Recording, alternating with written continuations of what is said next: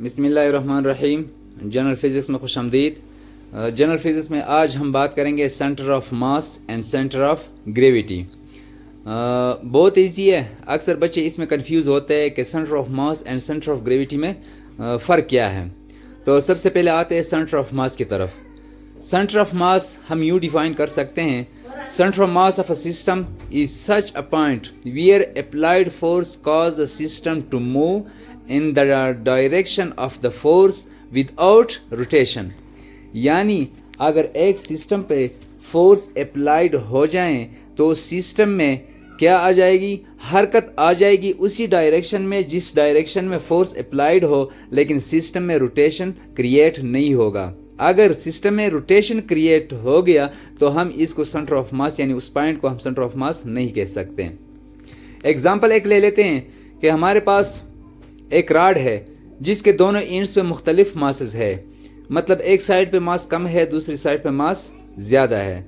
अब यहाँ पे हमारे पास दो पॉइंट है, पॉइंट ए और पॉइंट बी। अब अगर हम आंखों से देखें तो हमें यूं महसूस होता है कि इसका जो सेंटर ऑफ मास है वो पॉइंट ए है, लेकिन पॉइंट ए नहीं है बल्कि पॉइंट बी है। पॉइंट ए जो है ये बेशक रॉड का सेंटर पॉइंट है लेकिन सेंटर ऑफ मास नहीं है। अगर हम पॉइंट ए पे फोर्स अप्लाइड करें तो यहाँ पे रॉड में क्या आ जाएगा, रोटेशन आ जाएगा।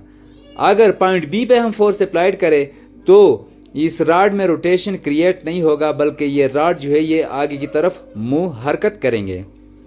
तो यहाँ पे जो हमारे पास पॉइंट बी है ये हमारे पास क्या है, centre of mass of a rod, where point A जो है ये हमारे पास क्या है, सेंटर पॉइंट ऑफ रॉड, यानी रॉड का सेंटर पॉइंट है लेकिन सेंटर ऑफ मास नहीं है।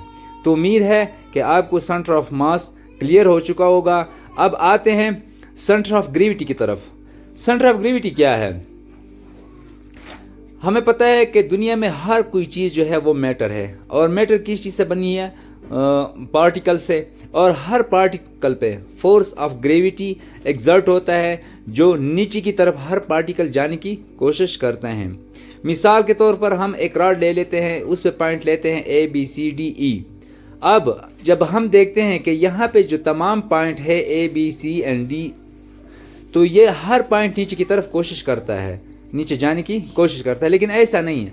यहाँ पे एक रिजल्टेंट फोर्स बनता है जो इसके दरमियान वाली पॉइंट है, यानी सी पॉइंट पे क्या होता है, यहाँ पे एक रिजल्टेंट फोर्स होता है जो तमाम सिस्टम का यानी पूरे रॉड का जो सारा का सारा फोर्स है या वेट है या डाउनवर्ड वेट है इस पॉइंट पे एग्जर्ट होता है। तो इस पॉइंट को यानी इस पॉइंट सी को हम क्या नाम दे सकते हैं, centre of gravity of the rod. तो इसको हम डिफाइन किस तरह कर सकते हैं, a point where the whole weight of the body appear to act vertically downward is called centre of gravity. यानी एक सिस्टम का वो पॉइंट जिस पॉइंट पे तमाम सिस्टम का वेट नीचे की तरफ एग्जर्ट करता है, तो उस पॉइंट को हम क्या कहते हैं, सेंटर ऑफ ग्रेविटी। हमारे पास टू टाइप्स की जनरली शेप्स होते हैं, एक को साइमेट्रिकल शेप्स कहते हैं और दूसरा जो है अनसाइमेट्रिकल शेप्स। साइमेट्रिकल शेप्स जो हैं इसका जो सेंटर ऑफ ग्रेविटी है फाइंड आउट करना बहुत ईजी है, बल्कि अनसाइमेट्रिकल जो है वो थोड़ा हमारे पास कॉम्प्लिकेटेड है। अब सबसे पहले हमारे पास साइमेट्रिकल शेप्स कौन से हैं, सर्कल है, स्क्वायर है, सर्कल है, रेक्टेंगल है, ट्राइंगल है, सिलेंडर है, वगैरह वगैरह। अब स्क्वायर का हम किस तरह फाइंड आउट कर सकते हैं, साइमेट्रिकल शेप्स बाय क्रॉसिंग अ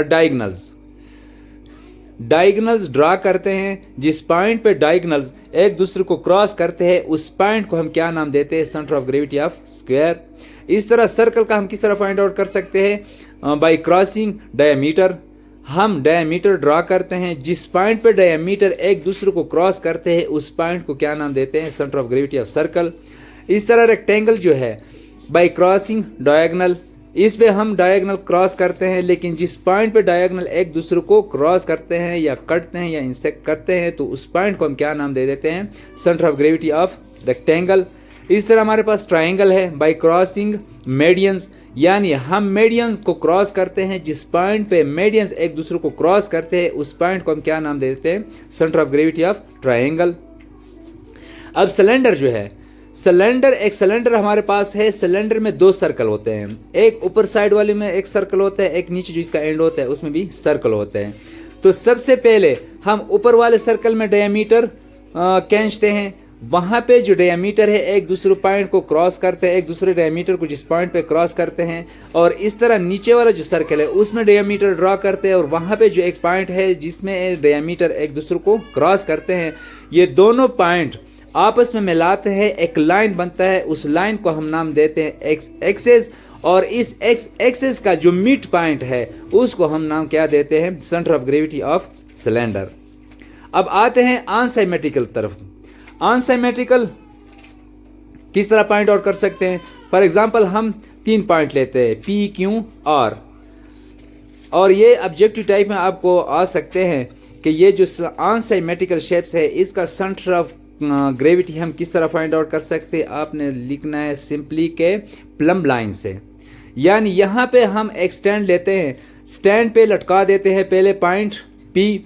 तो पी जब लटकाते हैं तो आगे से प्लम लाइन ड्रा करते हैं। जब प्लम लाइन ड्रा करते हैं तो उसको हम नाम देते हैं P and P Q, P dash.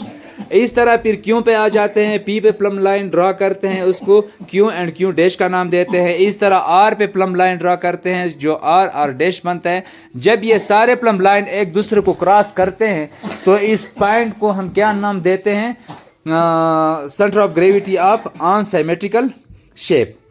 तो ये हमारे पास हो गया mass, centre of mass as centre of gravity. उम्मीद है कि आज का लेक्चर से आपको दोनों टॉपिक क्लियर हो चुका होगा। आज के लिए इतना ही काफ़ी है। दुआ में याद रखिएगा। अल्लाह हाफिज़।